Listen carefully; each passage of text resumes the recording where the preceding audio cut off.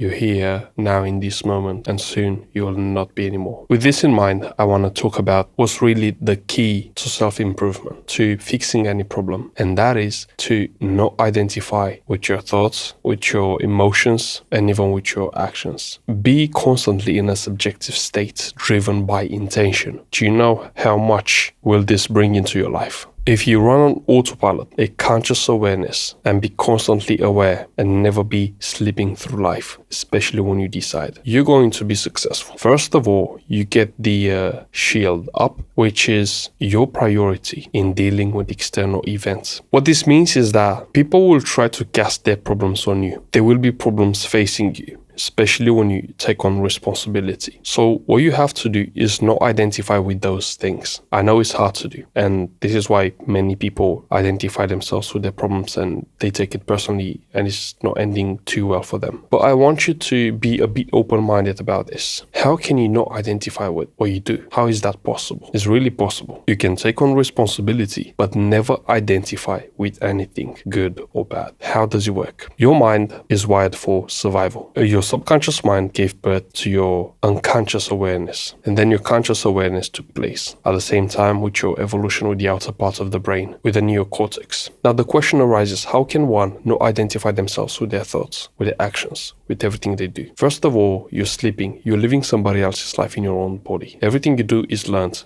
Survival is at base. You first developed yourself unconsciously. In other words, you passed through the mirror stage where you copied others, and you couldn't break away from that. You constantly mirror what people are doing around you. So this is a self-reinforcing loop, because you're acting on other people and other people are acting on you. I mean, on the reflection, on what they see about you, what's socially acceptable, and you want to break away from that. But if you want to break away from that, you got to employ a radical self-awareness. And this is hard for most people. So how can you do it? You become present. That's how you do it. From now on, if you want to wake up, you become present. That's the only gift you have. That's the only power. You have to change your life, your trajectory, your evolution. Become present in the present moment. Don't sleep your way through life. Never. Now, people go through life sleeping. They only wake up when they lose something. They only wake up when they look back at something and they wonder and they say, oh, the time flew so fast. Yeah, the time did. And the only reason you perceive time as flying too fast is because you're not present in the moment. Your mind goes in your past, in your future, but it never stays present. And this is the problem. The moment you get present, you can turn something into a success. This is your key. This is what I want you to understand. You can turn everything into a success. When you wake up, when you see clearly what you're dealing with, that's your key out. And this is what you need to understand clearly. Waking up is one of the biggest keys to your evolution. When you wake up and see a thing for what it is, you got a better chance to dealing with it, to choose differently, to choose wisely, and to be more of yourself. But people don't do it because they sleep. They've been instructed to sleep. Conditioning made people sleep, and they sleep their way through life. Also, the biology we currently have contributes to that. We're wired for survival. But the modern society, for the modern man, gave him the luxury of living a good life, an easy life. And this is not conducive towards evolving to one's highest potential unless you do it consciously. That is, you choose yourself a direction and you follow it through with discipline, with the hardships, working in balance and going and achieving that thing. And you get it. And after you get it, you go and get a different thing. You get the next one. That's how you do it until you die, which is a very good thing because in the process, you call that experience. Now, experience varies from person to person. It's the same in kind, but differs in degree. So when you see somebody that's, let's say, 40 years old, they can be stupid and dumb, or they can have 300 years of experience behind them.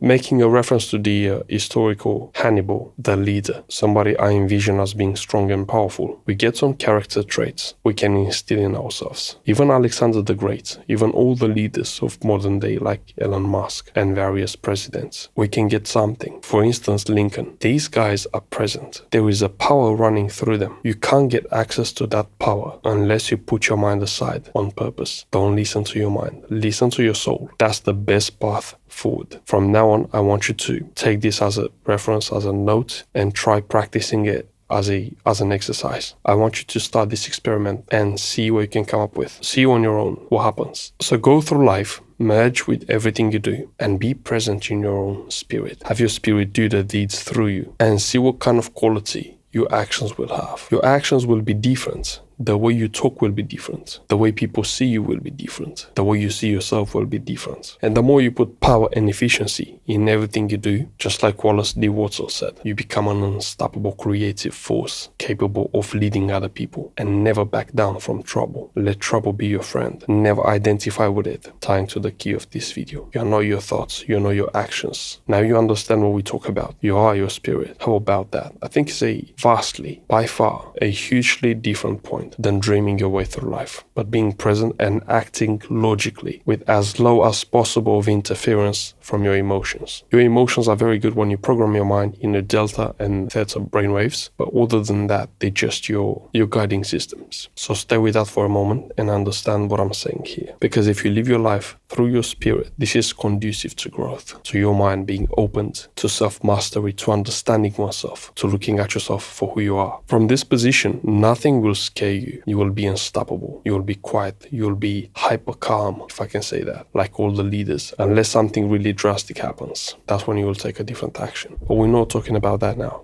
So from now on, try to be calmer, try to observe more, and live more through your spirit. Open your eyes and simply notice people and see them as balls of energy reflecting your inner world. You will see that happening. Because from now on, if you start living through your spirit and look at what people say, see what they come up with, let them have their own small talk and don't judge them. Let them be who they want to be. Let them think what they want to think, because they live in their own bubble and they have the right to do so. You don't have the right to change them unless they're your kids or your partner.